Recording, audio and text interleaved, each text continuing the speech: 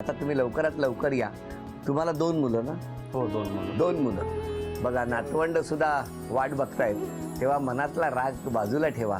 दोन्ही कुटुंबांनी त्यातून समन्वय साधा आणि लवकरात लवकर एकदा तरी या माऊलीला फक्त आशीर्वाद द्या, दुसरं काही नको. तुमचा आशीर्वाद खूप महत्त्वाचा आहे आणि तो आशीर्वाद तुम्ही द्यावा ही अगदी मनापासून माझी प्रार्थना साईंच्या चरणी, की तुम्हाला सगळ्यांना मिळून दोन्ही कुटुंबांना एकत्र आनंदाचे दिवस अनुभवता यावेत. यासाठी आता काय साईंकडेच मागणं करतो की लवकरात लवकर या माऊलीची इच्छा पूर्ण करा. बरं, मला आता सांगा, आता तर सगळं व्यवस्थित आहे. या टप्प्यावर पहिल्या खेळात आपण बघणार आहोत किती बक्षीस मिळणार या बहिणींना. 8 वस्तूंवरती 8 टॅग ठेवा.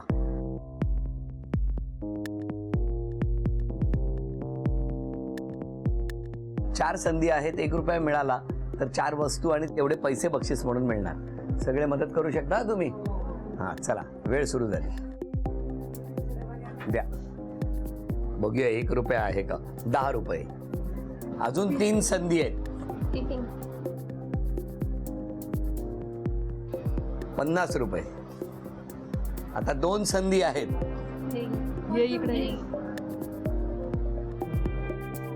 द्या द्या द्या. 2000 रुपये. आता एकच संधी आहे.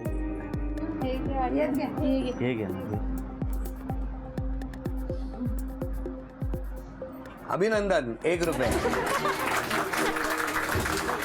2061 रुपयाचं बक्षीस सुद्धा मिळालं. अभिनंदन.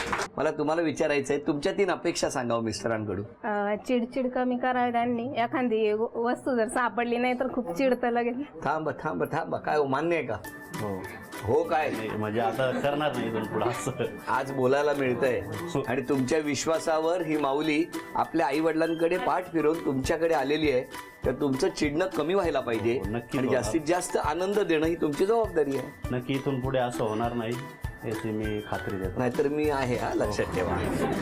दुसरी अपेक्षा. खूप काळजी घेतात ते. अशीच असा जीव लावला पाहिजे, काळजी घेतली पाहिजे. कोणाला जीव लावायचा त्यांनी? माझं मग हे सांगा ना. बरं, यांच्यावर जीव लावा. हो, हो. तिसरी अपेक्षा काय? शरीर जरा कमी केलं पाहिजे.